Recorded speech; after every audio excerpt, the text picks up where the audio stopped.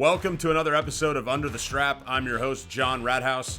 In this week's episode, I'm joined by two OG caddies. Neil Oxman and Herb Stevens were part of the first wave of college kids to loop full-time on tour in the 1970s. Both have gone on to successful careers outside of golf, while Ox still manages to loop on the Champions Tour. Remember the 2009 Open Championship when Tom Watson was one bad bounce away from winning his sixth claret jug at the age of 59? Also, who set up Bruce Edwards with Tom Watson? Who was on the bag when Larry Nelson went 5-0 in the Ryder Cup? And who goes shopping for ice cream with Jack Nicklaus? All that and more, tons of hilarious stories to share. You can smell your caddy. Enjoy.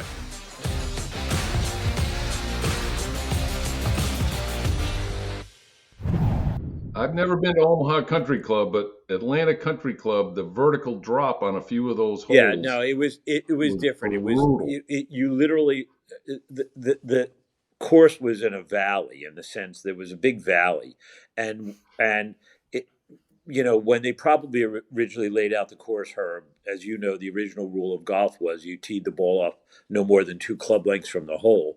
So the tees were the tees were next to the greens. As the course got longer, they kept pushing the tees back up. So you would go back up from a green to a tee, hit over the valley to a hill, and I don't know, John, there might be a dozen uphill shots, second shots or something. It was insane. Yeah, and there was some interesting features out there that there no longer are, but they literally had bridges built from the tee boxes out to the fairway. So it's a lot of billy goating. I mean, you're going down off the tee and then back up to the fairway. That's the hard part about that walk versus like an Augusta that's, kind of you're walking across the same hill the whole time and up and down. This one's more down and up, down and up, down and up. And it's just, it's really I'll tell you hard. one story about a guy that Herb knows well, Jeff Doff, who's a longtime caddy on both tours, probably one of the few caddies close to having caddied in 1,000 events, which is a big deal, because I think between Herb and myself, we could count the guys who have caddied in 1,000 events. And other than Fluff and Smiley on the regular tour, most of the guys who have that distinction are on the senior tour. But anyway, Jeff Doff caddied there for 100 years, and he meant to say Craig Stadler before he got knocked out there. I'm standing in the parking lot with Fluff, with Dolph, and Stads drives his car up.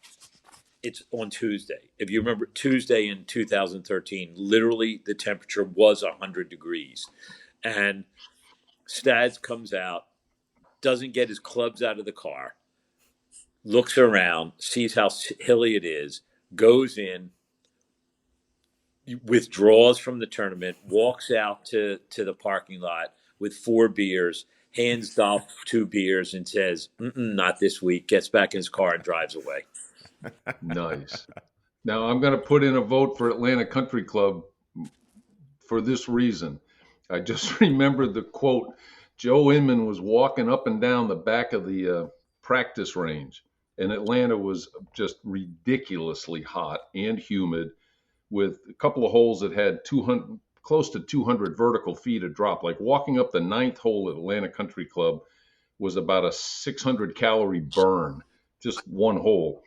And Inman's walking up and down, and everybody's just sitting there, just wiping the sweat off. He says, I love these tournaments where you can smell your caddy. And about 5 of us wanted to knock his butt out when he said it. But it gives you a pretty good indication of what the environment was like at Atlanta. But that, to me, that was the worst. Pleasant Valley up here in Massachusetts was a close second.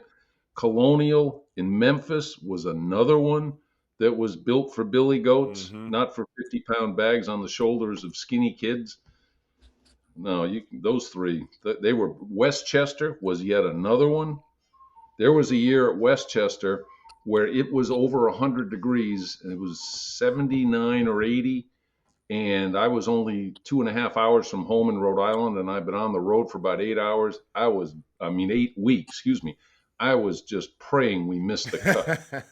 And we did. And I went tearing up Route 95 and got on the beach in Narragansett about 5 minutes from here as fast as I could for the weekend. John, when did you start caddying on tour? I started caddying in '04, and on the Corn Ferry Tour, my first event ever was the PGA event ever was the '04 PGA Championship at Whistling Straits, and I caddied for a club pro.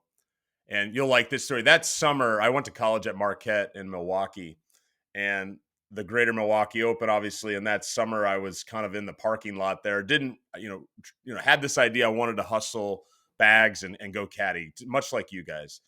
And up comes walking Corey Pavin with his bag on his shoulder.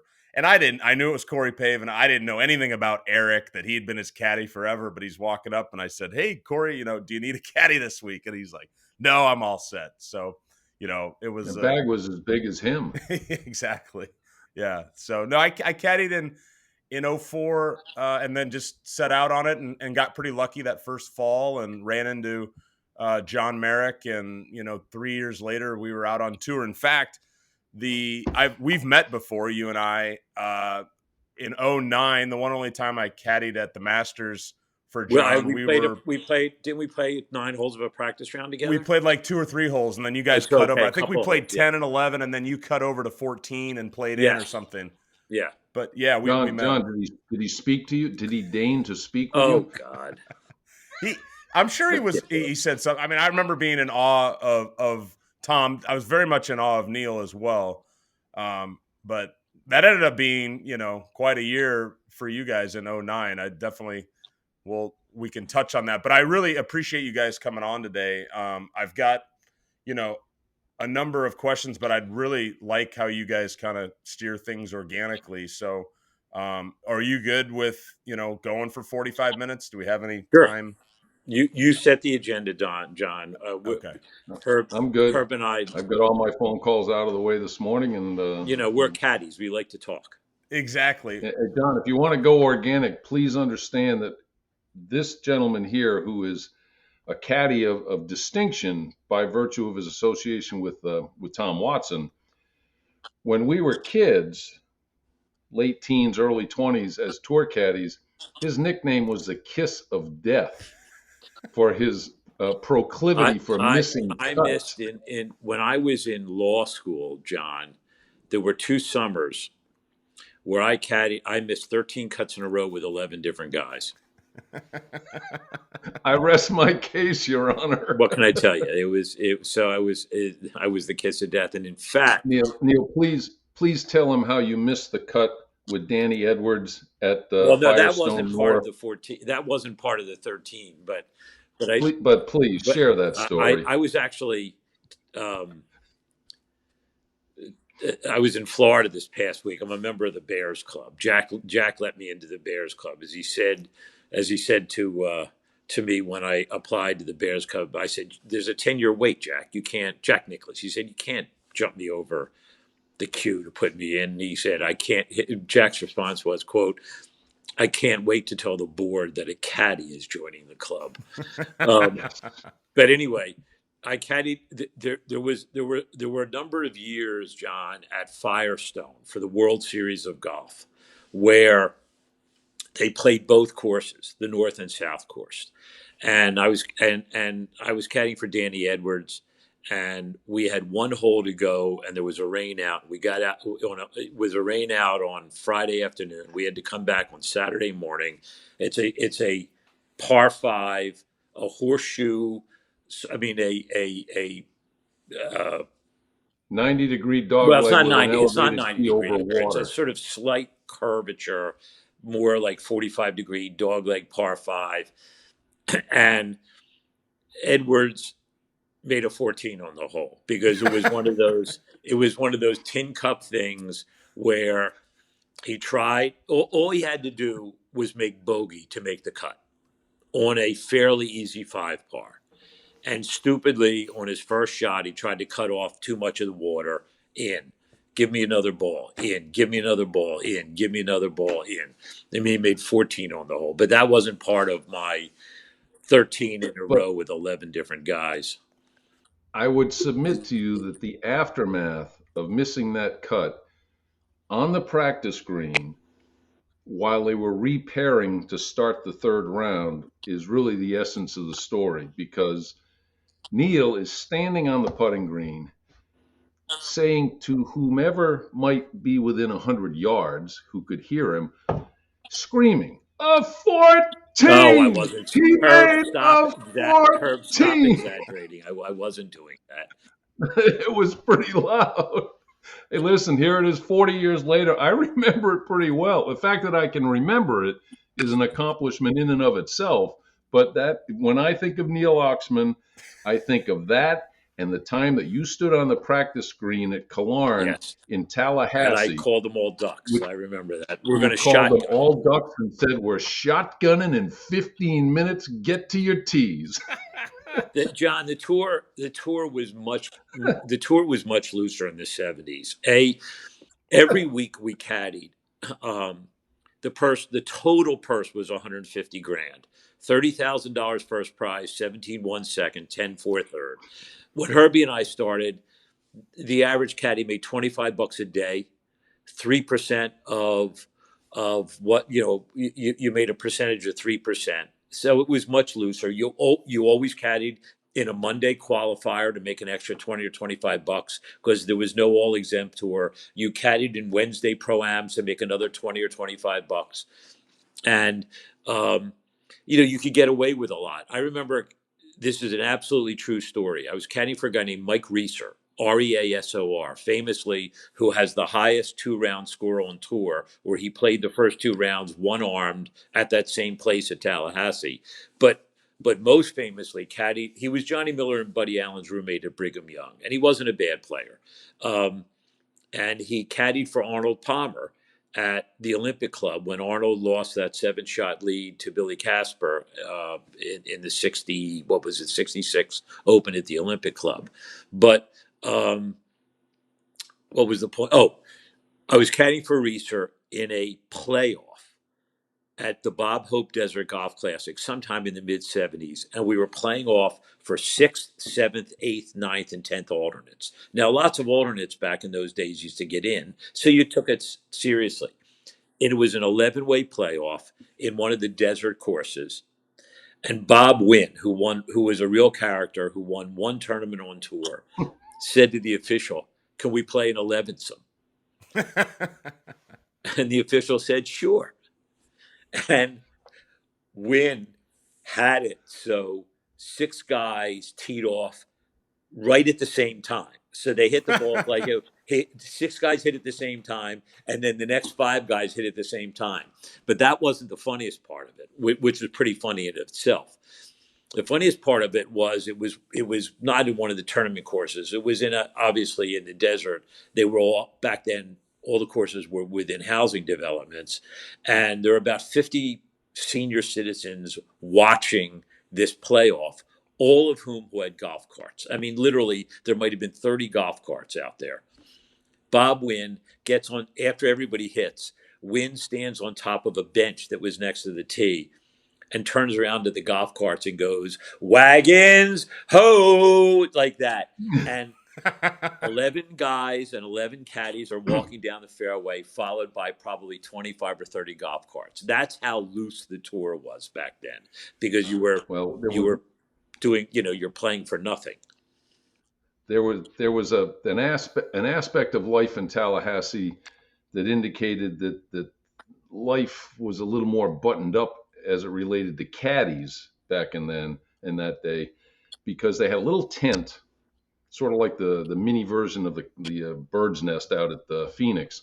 And it was a hospitality tent where there was a bar set up and they might have live music, and it had a sign right out in front, very prominently displayed, that said, "Public welcome, caddies not allowed." I never forgot that. But, you mentioned Mike Reesor. Neil, when I came out of college in 1975, Neil had caddied on tour that year for the entire year. He had been out on the West Coast and on the Florida swing. And I had been caddying for Mike Reesor in the summer for a couple of years. And wonderful guy, wonderful, wonderful guy. Always fun to be around. Had some skills. I mean, he was a marginal player, but, he made his fair share of cuts. Which at that time, 25 a day, he made a cut. That was a good thing. But I asked Neil when I came out on tour in 1975, Neil, tell me about a guy who I can caddy for the next year or two, who wants the caddy to be involved. He's a nice guy, not a club thrower, and has what you think are skills that could develop into something. And he right away said, well, I worked in Jacksonville for Larry Nelson. Keep your eye on Larry Nelson. So in the summer of 75, I'm working for Reeser, and this shows you how good my judgment is. We were playing in Quad Cities at Oakwood Country Club, the old Ed McMahon Quad Cities Open. And we got paired, Mike Reeser and I got paired with Larry Nelson. And it was a beautiful day. It's like 80 degrees, sunny, very little wind. The corn was getting tall. It was a nice midsummer day without excessive heat in the middle of the country. And Larry bogeyed 8 of the first 9 holes on a golf course where par was about 68. Sam Snead broke his age that week on the Broke his age there. Incredibly, on a regular tour event, John, Sam Snead broke his age 3 times that week. Is that remarkable? It is. I'm walking down the 10th hole with Mike Reeser, and this is the kicker for the story. And I'm thinking of what Neil said, keep your eye on Larry Nelson. And I said to Mike Reeser, because Larry never blinked when he made 8 bogeys in 9 holes. He was a flatliner. I said to Mike Reeser, Mike, man, this guy Larry Nelson is just the nicest guy, but he can't play a lick. Now, his locker is now located between Byron Nelson's and Jack Nicklaus's in the World Golf Hall of Fame. And I worked for Larry for 5 years. Later that summer, I hooked up with him and had a wonderful run with him when he was young, and we both had hair.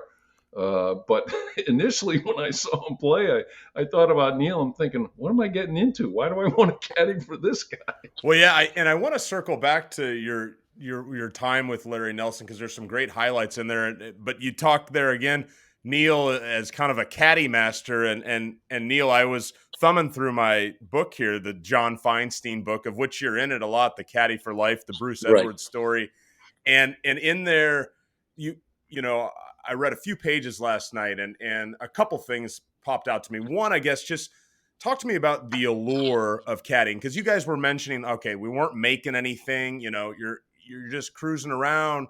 It's different than it is these days in terms of the money. So just the allure of it. And then also maybe if you could just touch on, I mean, you were kind of present when Bruce Edwards was like, hey, who can I caddy for this week? And then there walks Tom Watson. He said, you should go talk to Tom. I mean, that's a pretty good all-time setup, right there with Herb and Larry. I literally picked him up. There's a guy named Mike Boyce, who was one of the great caddies on tour. If there was ever a real Caddy Hall of Fame, Boyce should be a member. Had probably 40-some wins between the regular and senior tour.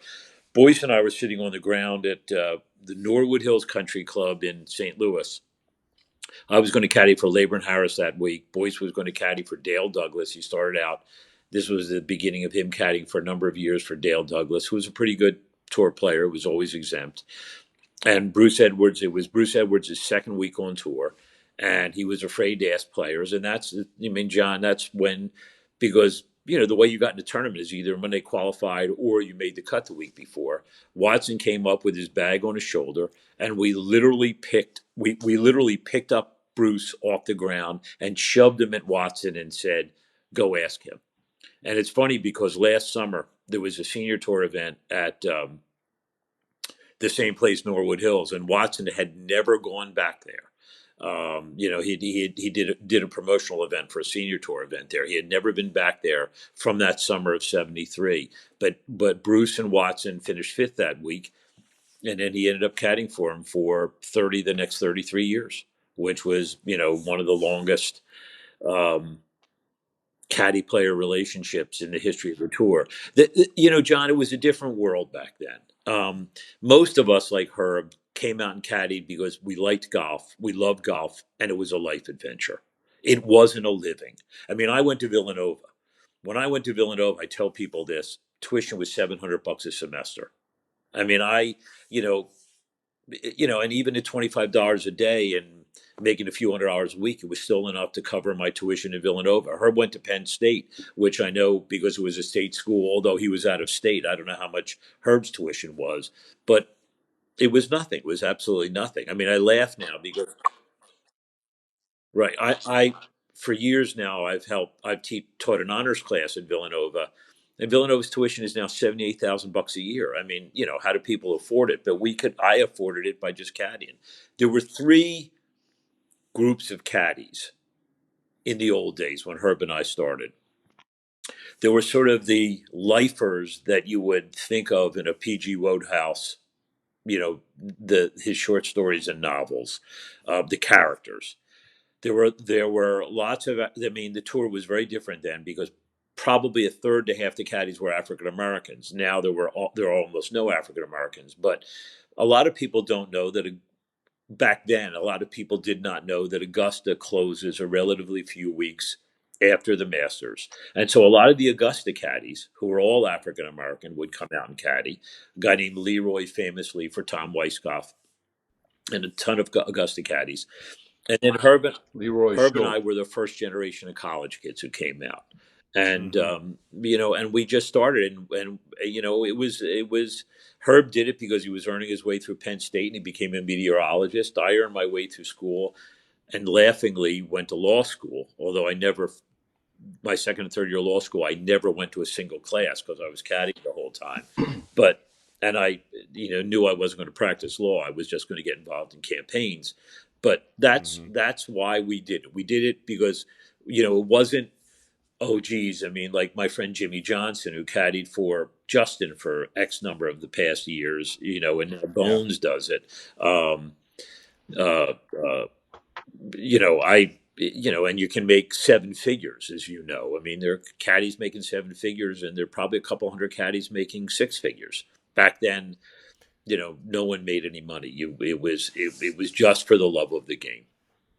Right, and you said in the book too, and I kind of came at it from a similar angle to you guys in terms of drawn to the adventure, but also this idea of feeling like it's the most unique job in sports, that there's no other job where you can be inside the action and actually, have an effect on the action. Not that you're hitting the shots, but that you're part of the game plan, you're part of the execution. And for anyone that's a jock, that loves sports, there's nothing better than it. I mean, Herb, I mean, you jumped right in there, and similarly, you really had the bug right away. I got to think.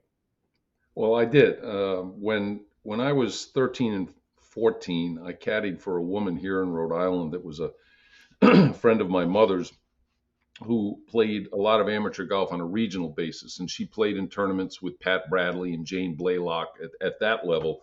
And I had previously started out with my skinny little shoulders trying to carry two Burton bags, double bags that weighed about 40 pounds apiece. And it was a mismatch. And this woman, her name was Dorothy Rupp, she started to hit shots in the fairway, and I wasn't zigzagging with two bags. I said, I like this. So her husband was a club pro here in Rhode Island at the Agawam Hunt Club, and they were hosting the Rhode Island Open, and guys that missed qualifying at Westchester came up and played here in Rhode Island that week for, perhaps a small paycheck to keep them going. And I caddied for a guy, just by luck, out of the parking lot, a gentleman from Canada called Ben Kern, who was a tour pro at the time, never had a great deal of success, but he did invent in his garage the AccuForm bunker rake.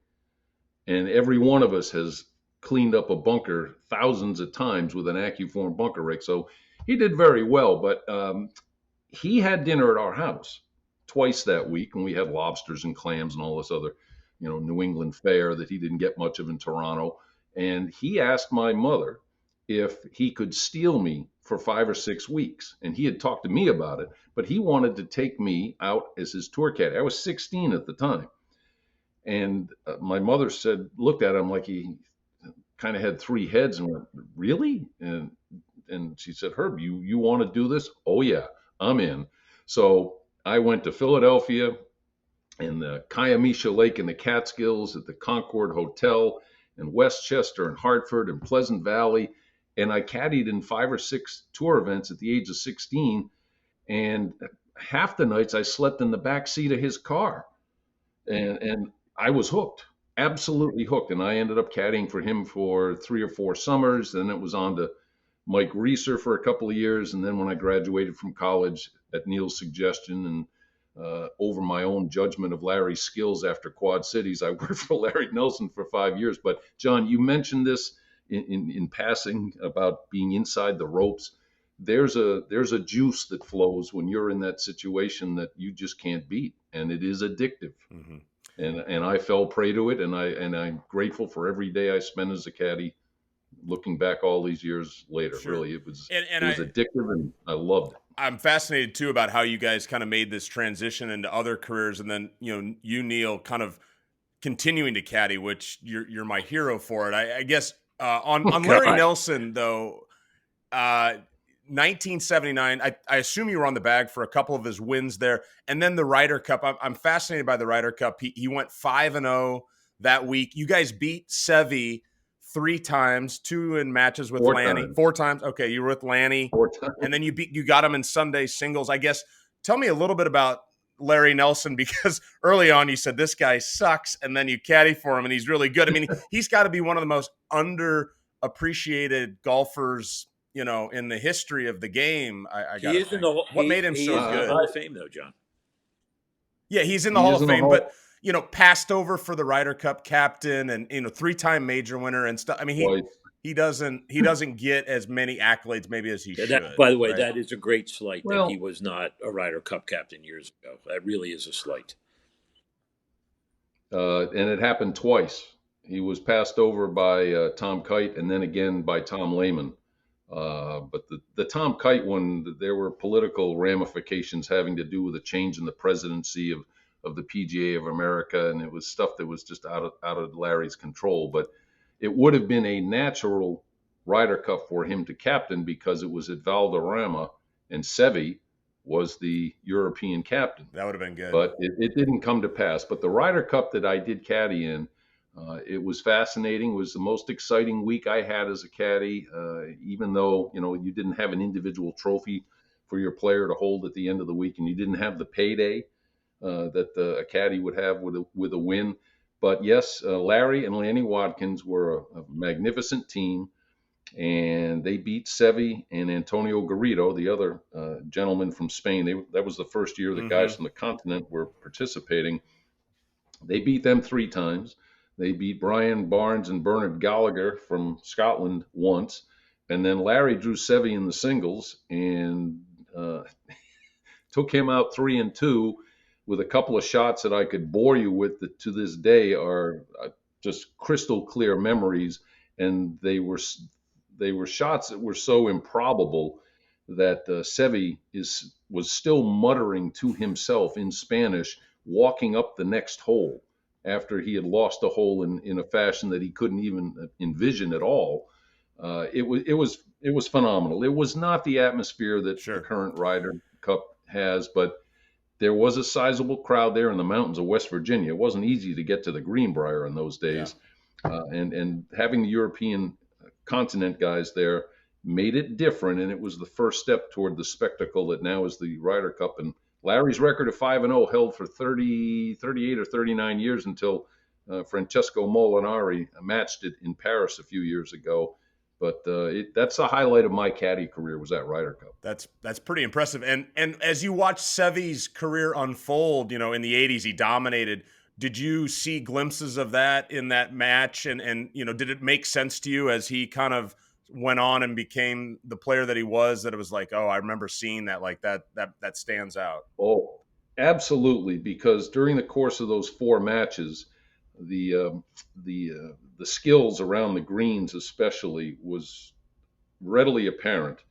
And he put on some of those skills on display in each one of those matches. And the rough at the Greenbrier that year was, as I recall, was 4 or 5 inches of damp bluegrass. I mean, it was matted and gnarly, and he would just slip these wedges through that stuff like a magician and hit these soft shots with the proper weight. And Larry and I, after each match, obviously we liked the outcome, and we kind of review what went on. Each one we said, well, what about his shot here? What about his shot there? Yeah. No, it was readily apparent to anyone that he was a magician, and he was only 20, 21 years old, I think, at the time. I, He was I phenomenal. would imagine both you guys would have comments on this player. So if a story comes to mind, but the other thing of note before we move on, Herb, is that Lee Trevino was on that team. Yes.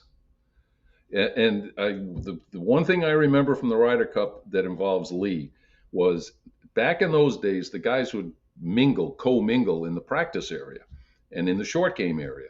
And Sebi got into a bunker and started to hit, his 3-iron bunker shots that is the stuff of legends. Well, he was hitting 3-iron bunker shots to show Lee how you do it from a green side bunker. Right. And I can't explain how he did it, except for the fact that the thing was open about 89 degrees. And he would slip it underneath the ball, and the ball would come out with a little juice on it. And he could hit short side bunker shots with a 3-iron. And then Lee got in there and showed how to hit he would bury the ball where you could almost see no ball, and he'd show you how to hit it out of there with a pitching wedge, and it had backspin on it. So they had a little tete-a-tete competition going on, and everyone just sort of gravitated toward this bunker just to watch two absolutely brilliant magicians do things you couldn't think were possible with a golf club and a golf ball. But you don't see that now, and Neil will attest to this because he was the caddy captain at Glen Eagles with Tom back in 14. They're two pods of human beings that from all accounts, they don't practice together. They're off in their own separate worlds.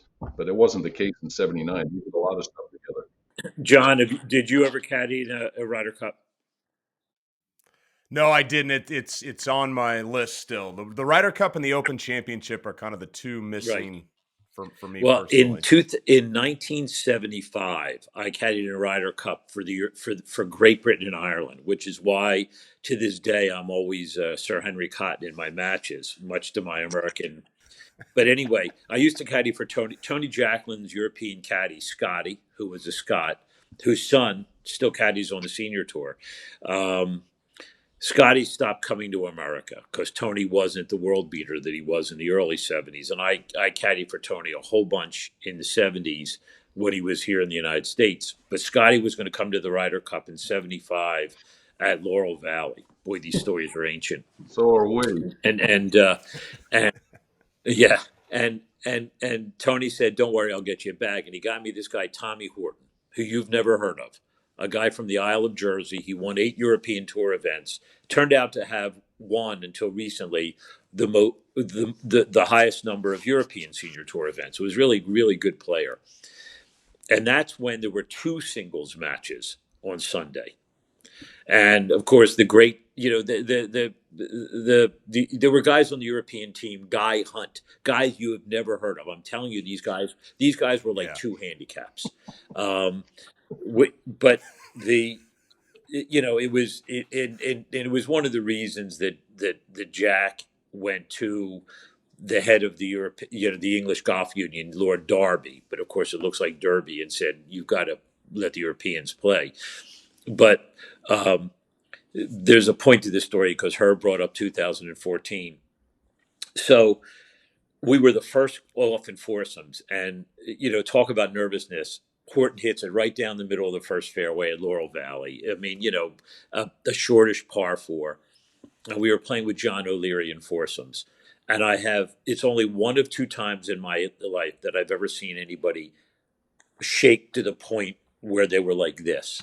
And we were standing a respectful distance away. We were watching O'Leary get ready to hit the second shot with a 7-iron. And Horton whispered to me, "Boy, it's going to be a long day." And O'Leary, of course, shanked his shot to the right. And we played Nicklaus, we played Trevino, and throughout the course. But on Sunday, when Brian Barnes famously beat Jack Nicklaus twice in singles that day, with our friend Russ Stibe caddying for Barnes and covering the bag with his towel so that Jack and Angelo, his caddy, could not see what Barnes was hitting. Tommy Horton, who I caddy for, beat Lou Graham and halved Hale Irwin to get a 1.5. As caddies, we got $150. That's what we got for the week. Yeah. In 2014, the American caddies got $4,000 2 round trip tickets anywhere in the world to Glen Eagles and back, or they could ride on the shuttle. $1,000 a night suite at the Glen Eagles Hotel for 8 nights, and literally about $10,000 worth of clothes, and the largest suitcase. Sure. I mean, I went out to check yardages with Mark Long. You, of course, you know Mark, who does the tour book. So on Saturday, I went out to check yardages on the course with Long, and I came back to my hotel room at the hotel. And I could tell somebody was in my hotel room, and I had 3 long, big, sort of wooden closets in the hallway from the door to the bathroom. And I opened all the closet doors, and there literally were 34 outfits, of clothes. And I sort of panicked and thought, what the hell? I mean, then I thought, how am I going to get this home? And I looked in the bedroom, and the largest suitcase I have ever seen in my life was there with my initials on it to send the stuff home. That's how the Ryder Cup changed, because of what Jacqueline Right. and Seve and all those guys did from the time it was just Great Britain and Ireland versus the United States. Right. Yeah, you got the swag bag now. Well, I guess I'm fascinated by this, and we don't need to spend a ton of time on it. But for both you guys, you caddied on tour in the '70s, but you both made this transition into other careers. And for you, Neil, you kind of had a passion growing up for politics. You grew up in a family where politics was a big part. And you mentioned about going to law school, and then in 1979 you founded the campaign group, which has been a huge part of your life. That's where you spend a lot of your time still. And then Herb, for you, you went off and you were a founding member of the Weather Channel. You called some radio for Sirius, for PGA Tour Radio, which I'm fascinated by.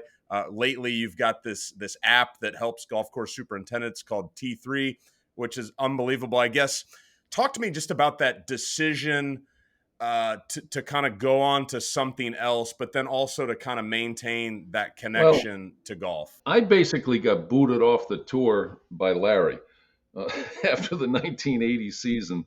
And it made sense at the time. I was 27 years old. He had had a great year. I think he finished 11th on the money list. He won in Atlanta at his home course in front of his family. And that was very emotional and satisfying for him. But we just came to the point where he said, Herb, look, you want to go into television weather. You're 27 years old. Are there a lot of 27-year-old rookies in that business? I went, no. He said, get out of here. Take off. And I said, okay, the timing's right. So I did, and as you said, after a short stint in Providence here in my hometown doing early morning weather on the NBC affiliate, a friend of mine with whom I had worked briefly in the '70s doing weather in Pennsylvania, he was now at that time actually on the NBC affiliate in Atlanta. He said, "Hey, John Coleman from Good Morning America is starting a weather channel. They're just going to talk about weather 24/7." And I needed reps. If I wanted to advance to be the number one guy somewhere, I needed reps because I was getting a late start. And I went to work at the Weather Channel, moved to Atlanta, got all those reps because you're doing 4 or 5 shows a day. And I was one of the original on camera meteorologists. Ironically, the guy who did the first half hour at the Weather Channel's name is Bruce Edwards. And I had seen that Bruce Edwards on the air in Jacksonville because he had worked on a network affiliate there before he went to Atlanta. I did the second half hour, and I was there only a year and a half because it was too damn hot for me to live in Atlanta. But I actually accepted my job to leave Atlanta from the parking lot of Royal Birkdale in 1983 because I'd gone on vacation to play golf in Scotland and caddy for Larry at Birkdale. And I negotiated the contract from the hotel in back of the 18th green at St. Andrews that was used in the movie. What's the one about the Abrams, the runner? When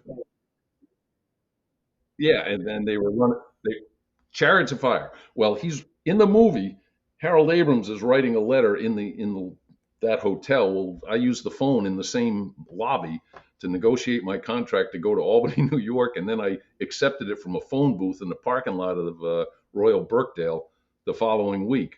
So that's how I got started in weather, and I was in Albany for 5.5 years, and then I created a syndicated ski report, television ski report called The Skiing Weatherman. Did that for 20 6 years, and it was syndicated to about 35 different television markets in the eastern half of the country.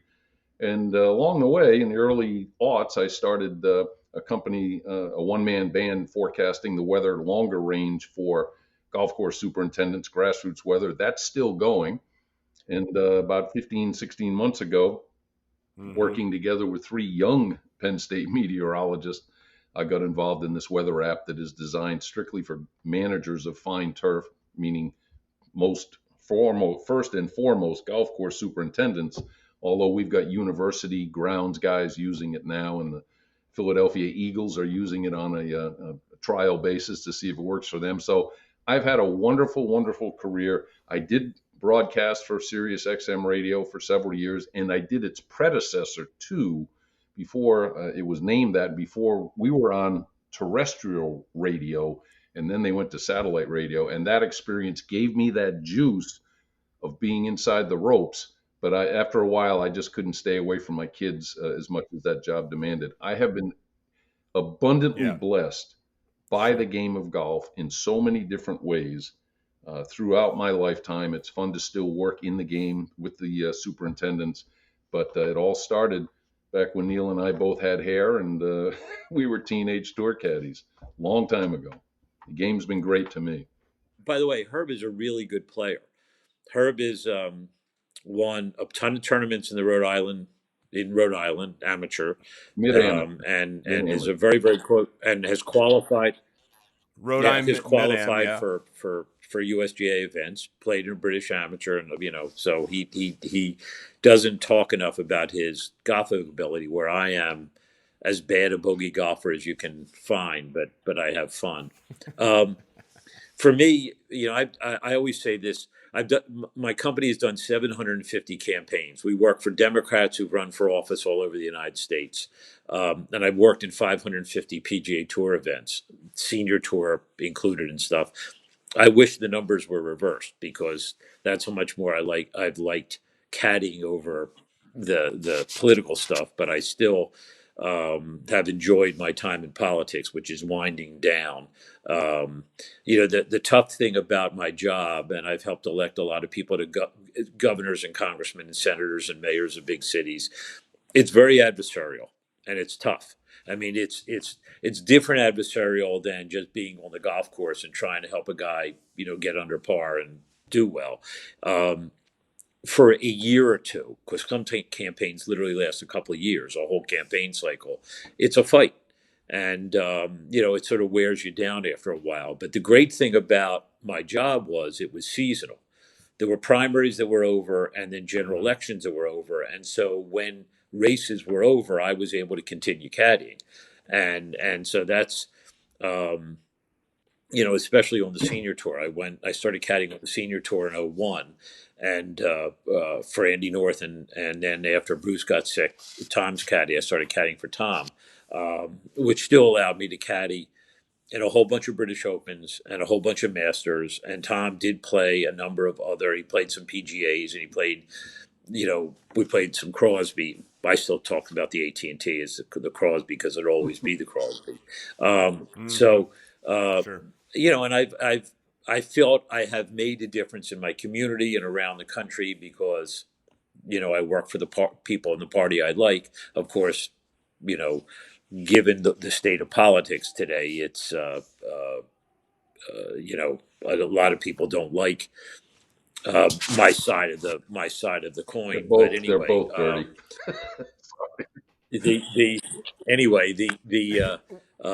But I've had a great career as well doing both the caddying. The caddying is much more fun. And if you ask my friends, even though I think I've been somewhat successful, I mean, our company's won over 75% of all the primaries and generals that we've done over the years, and we've been pretty lucky. If you ask my friends how I think of myself, I don't think of myself as a lawyer / political consultant. I think of myself as a caddy. I mean, that's, and because once you've done that, you've been inside the ropes and out there,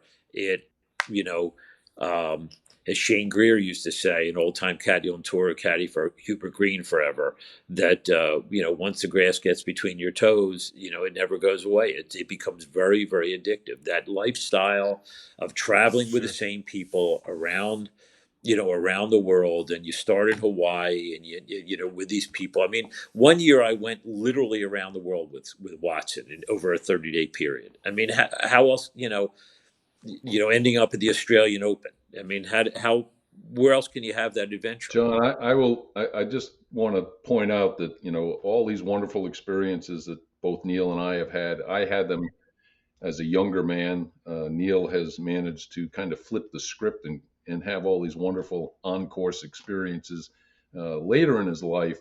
He's had an experience that I guarantee you none of your listeners have had. And it's, I think, the most unique thing he can claim about his time involved in the game of golf. And he just kind of poo-poos this, but I just think it's fascinating. He's gone grocery shopping with Jack Nicklaus.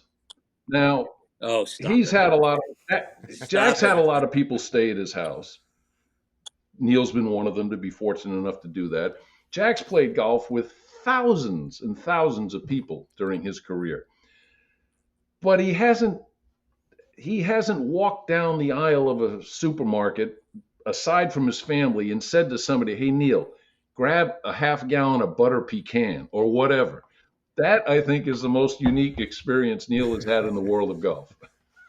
And he has his own ice cream line, I know. I guess, what is it like? Is he a very decisive shopper, Neil? I would think he would be. I mostly have shopped for ice cream with Jack, and I just bring a ton of, I just actually last week, Andy North and I stayed at the Nicklauses for the week, and just got back on Saturday. And although Jack wasn't there for a couple of days, Jack took some of his grandkids up to Augusta on Wednesday or Thursday. He didn't play, but he rode around in the cart with them.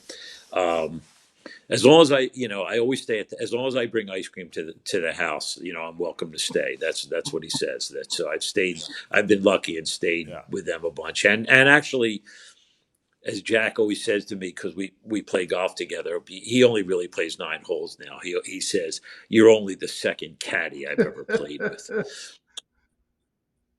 You know what? I mean, well, Angelo. You played golf with Angelo? All right, good. I'll tell you a pro-am story that will blow you away, John. Sometime in the 70s, Angelo, who was Jack's famous caddy, the guy with the wild hair, who caddied for him for 15 or 20 years. I mean, a long time. Angelo says to me, we're in Pinehurst or in Southern, I think we're in Pinehurst, and or Southern Pines, some course down there. It might have been the Country Club, North Carolina. And he said to me, "Don't get a bag today," meaning Wednesday. I have somebody for you to caddy for during the pro-am. So I have no idea who this guy is. It's Mr. Rosenblum, and he's obviously a friend of Jack's, and he's playing in the pro-am. And he picks up on 17, and we walked 18. Back then, by the way, in the pro-ams, par was not your partner. And as we were walking to 18, now remember, my tuition in law school was only $720 a semester, so it wasn't much more than my tuition at Villanova. And usually, you literally got $20 for caddying on a Wednesday. And this guy, Mr. Rosenblum, shakes my hand and says, "Jack says you're in school. Here's something to help you out." And it was two $50 bills, which was a lot of money in a pro-am. Yeah. So, it was $100. Lawrence Welk famously, John, never tipped. He gave you a little penknife with his name on it, if you caddy for him. So the tour caddies knew to stay away from Lawrence Welk. This is when, in the old days, there were real celebrities playing in golf tournaments. And I said, "Geez, thanks, Mr. Rosenblum." I said, "Mr. Rosenblum, what do you do?" And this is what he said to me, quote, "Now, how many times in your life, unless you're a caddy on the tour, are you ever going to hear this? Oh, I just traded the Baltimore Colts for the Los Angeles Rams." It was Carol Rosenblum, and I didn't know anything back then. How about that? Right. You You do. meet some incredible people when you're out doing the gig, and you reference some there. I Herb talked about one of his big golfing highlights earlier in the Ryder Cup, and I'm sure you have a ton as well. I mean, one stands out, that wasn't a win, and I certainly would love to hear a little bit of your thoughts about it. The '09 Open Championship with Tom Watson, where I mean he had a magical week, found himself in the mix. It was really special, and I watched the documentary that the Golf Channel did last night, which was really cool. I encourage people to do that. Just some thoughts on what that week was like, and I know it didn't turn out the way that kind of everybody wanted it, except for Stuart and Frank. Stuart Sink did something really cool. On the week after he won the Open in '09, he appeared on David Letterman reading a top 10 list. And number That's one right. I on the top remember 10 that. list was, quote, even my mother was rooting for Tom Watson.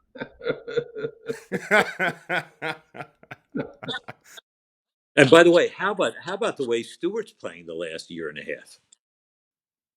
Yeah, yeah, yeah. He's in the winner's circle a couple times with his son on the bag, which is an awesome story. Was there something you took away from that week that you kind of applied to your life? Well, Watson's one of those never give up guys, and I still think that if Watson played 10 or 12 times a year, he'd be reasonably competitive on the senior tour. And he could play an Open championship because it's all about positioning. I mean, the guys won 5 Opens and three British seniors. In '05, he made the cut at St. Andrews when Tiger won.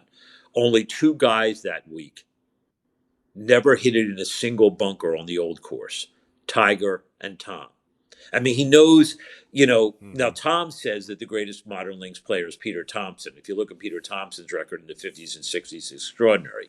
But if you also look at Watson's, it's unreal because, not only did Tom, play great in '09, he had an unbelievable year in '11 when Darren Clark won at Royal St. George's. Uh, you know, he, he just, he knew that length didn't matter. That the course was hard and dry, and that length didn't matter. So he figured out a way to maneuver the ball around and not get in trouble, not hit in bunkers and make double bogeys like a lot of these guys do because it's all pot bunkers over there. And when you hit it in one of the bunkers, you just got to get it out sideways half the time. Um, he shot Hmm. 65 in the opening round. We were paired with Matteo Manacero, who was 16 years old at the time, and Sergio.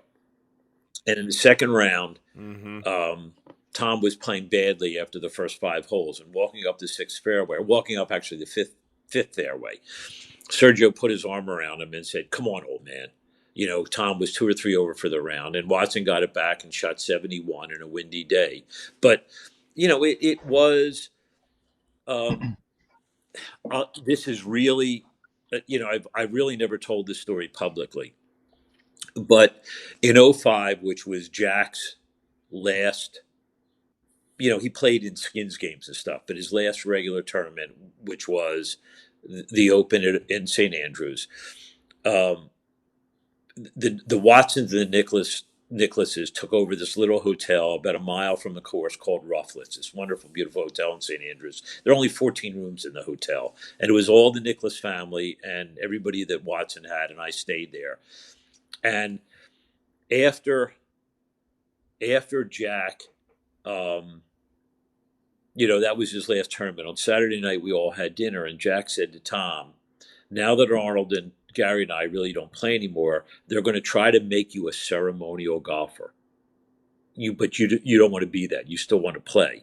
And what he was meaning is that every time Tom would walk up to a green at the Open, they give him a standing ovation, and it would literally give you goosebumps, and you had to kind of ignore that and just play through it. It's kind of what the way. I mean, you've caddied at the Masters. When you, as you know, when you walk from 11 green to 12 tee, everybody, the 1,000 or 2 or 3,000 people standing behind the 12th tee stand up and make and applaud, and it literally gives you goosebump, and you have to forget about it and do your job. And what Watson was able to do that week was to take the energy of the crowd, not let it overwhelm him, because everybody was rooting for him, and stay in the moment and do what he had to do to to tie. Um, and Yeah. I never saw until last year, literally. I'd never seen the shot. I avoided always seeing the shot into 18. I mean, I just wanted to remember it in the air. Watson hit it in the same place every day with a hybrid off the tee.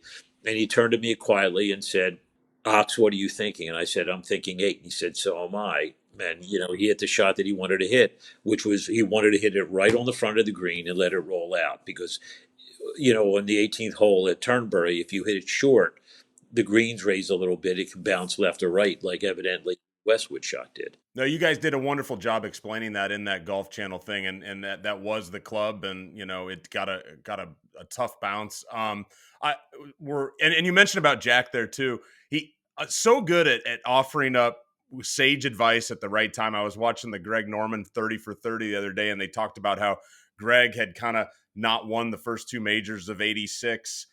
Jack even beat him in the Masters, and then he gives him this advice the eve before the Open Championship win, where he's like, "Hey, just think about your grip pressure tomorrow." And he goes out and wins. He's always got that good advice.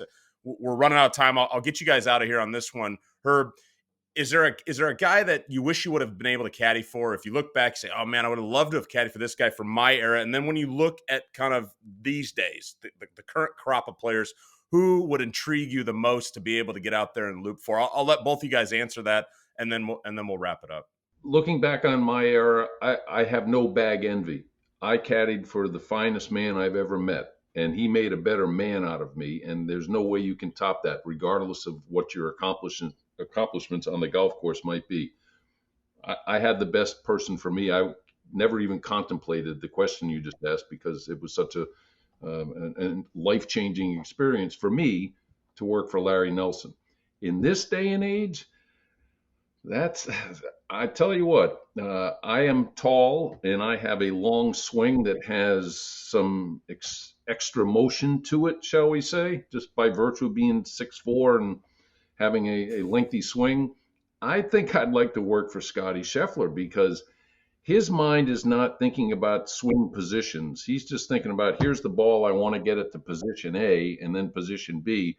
And that's the way I've always played the game, by virtue of the fact I don't have the tightest swing in the world. I think working for Scottie Scheffler would be a blast, because of how good he is at just saying, okay, this is my swing and I'm going to make it work. And he seems like a very pleasant individual. Neil, for you, anybody that comes to mind? I agree. I mean, I caddy for 25 ducks that you've never heard of. I mean, guys that I swear, John, it'd be you've never heard of them. I would have liked to have caddied a week for Lee for Trevino, because he's so much fun. But we've been paired with him a million times, so I've gotten to know him really well as I've gotten older. Now I would love to caddy for Justin Thomas, even though he's in the middle of a 50-some week of not having won. I still think when 15 years from now, when it's over, he'll have his half dozen majors and 40 wins, because I think of all those kids, he's the one who's going to go the furthest. But I wouldn't change it like her with Herb. I wouldn't change all the ducks in the world. The Bobby Hineses and Jimmy Aherns and all these guys that I caddied for, who it was just as much fun for me caddying for them that it's been caddying for Tom. Well, guys, it's been a blast. We could do this all day long. We'll have to have you back another time, but I really appreciate the time today, sharing your stories. And, once a caddy, always a caddy. It's great to catch up with you two. Thanks for asking us, John. Take care. John, thank you for the opportunity. Thank you very much. We'll be back soon with another podcast, so please subscribe. And in the meantime, make sure to follow the Caddie Network on all your social media channels. I'm host John Rathouz. Thank you for listening.